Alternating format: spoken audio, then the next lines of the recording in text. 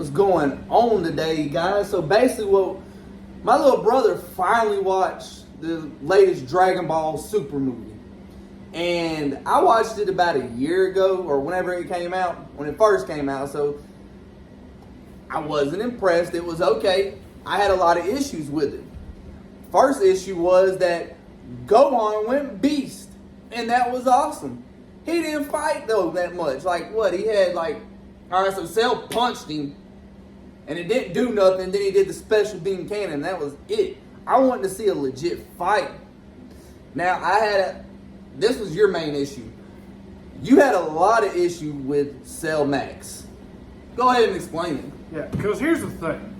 What made the original Cell such a great villain was his charisma.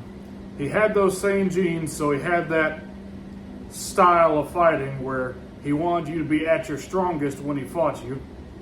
And he was a menace because he had Piccolo's regeneration on top of that. Yeah. The Zenkai boost, all that from all the previous villains. And then just on top of that, the smack talk. Well, my thing with Cell, though, he is one of the best villains. Hands down, one of the best villains. Whereas Cell Max, I mean, to me, he was just pretty much a damn Cell Broly version. Hell, he's just out of control. Yeah, he didn't have the mind that Cell did. Well, see, they said there's going to be a perfect Cell Max. So, how you feel that'll work?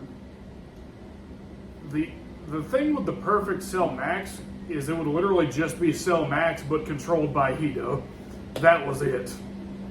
I mean, It like, still would be mindless, and that still defeats the entire point of the original Cell. Like, when Cell purposefully stomped on 16's head to make Gohan mad, that was dude. pretty cool. But I mean, you can just go on with Cell, like in general. Now, don't get me wrong, he's not my favorite villain. He's probably my second favorite. Frieza will always be my favorite villain in Dragon Ball Z.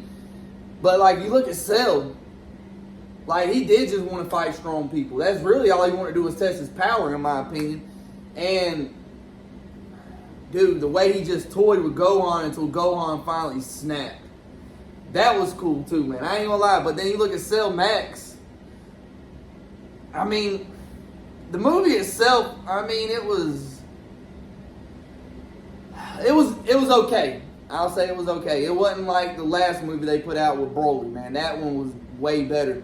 But I like the concept of seeing Beast Gohan, though, man. Like, I want to see Gohan. I wanted to see a better fight. Don't get me wrong. I definitely want to see a better fight than what they gave us. And me, Piccolo did more than anything. Gohan, on the one hand, I am glad that Gohan's back in the spotlight as a fighter, because Gohan is a good character. But on the other hand, it seems like he's just going in circles. He stopped training as a kid, and then he eventually got to Super Saiyan after a year of training with Goku again. Super Saiyan 2. Then he stopped training, and then got his potential unlocked and became Potential Unleashed Gohan, or Ultimate Gohan, and then he was an amazing fighter again. And then he stopped training again, and now we're all the way back at the other end of the circle where he got a new transformation, and suddenly he just destroys everybody again. It keeps going in circles. Well, I mean, like, that's the thing. They said he's stronger than Goku and Vegeta now. How do you feel about that? It's not right. Him being stronger than Goku and Vegeta, or even stronger than Orange Piccolo, those are all people that have, over the years, non-stop trained. And Gohan just sits there and he takes breaks for years to study these little Super Saiyans, and he just catches up immediately because he's Gohan. Well, now, to be fair, they have stated that half Saiyans do have more potential. They have stated that before in the past. But one of the running themes of Dragon Ball, all the way back from Vegeta versus Goku, is that training's supposed to overcome talent. Shit, Vegeta's trained more than all of them, and he's still...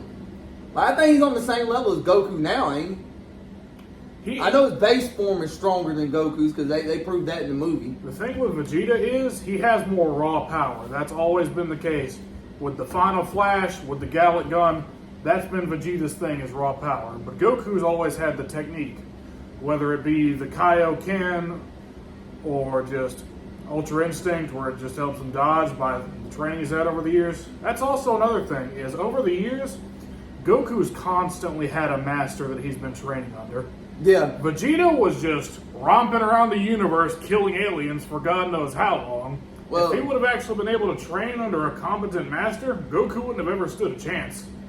Well, hey, I guess I agree with you on that one. But that being said, he's more original to me than Goku, because Goku, all his moves, he learned from someone else. But even then, man, like, back to the Cell Max, so that was the main thing.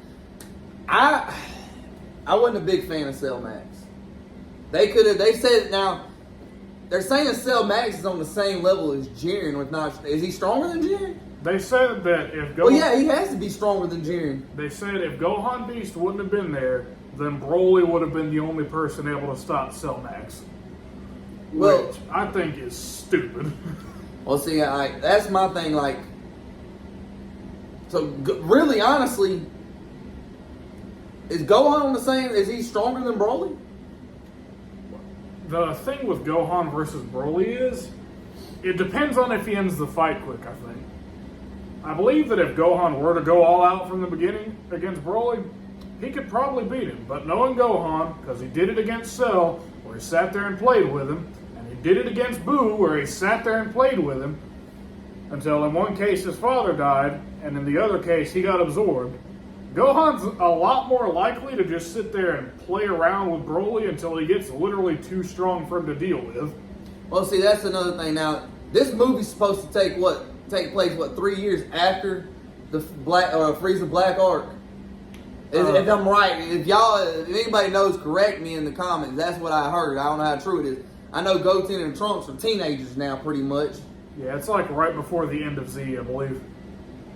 You mean Super? No, the end of Z. At the end of Z, where Goku had on the blue gi and he was training Oob, it's right before that. Well, so what? Like, are they bringing it? All right, back to Cell Max, man. Just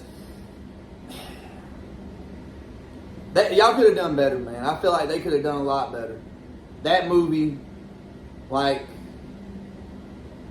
what was it? The new robots. Like I said, it's been a while since I watched it. Gammas, what are they called? What's their names again? Yeah, Gamma 1 and Gamma 2. Yeah, so like, even then they were okay, but overall, man, that Cell Max, like, it will never compare to the original Cell. It won't even compare to that story. Like, those androids 17 and 18, man, that whole Cell arc, man, there's a lot of people that argue down that's the best Dragon Ball Z arc. And like I said, it's going to be hard to top that. And then Cell Max, in my opinion, was just, I would have rather them just brought back Cell. In my opinion, it'd have been better just to bring back Cell.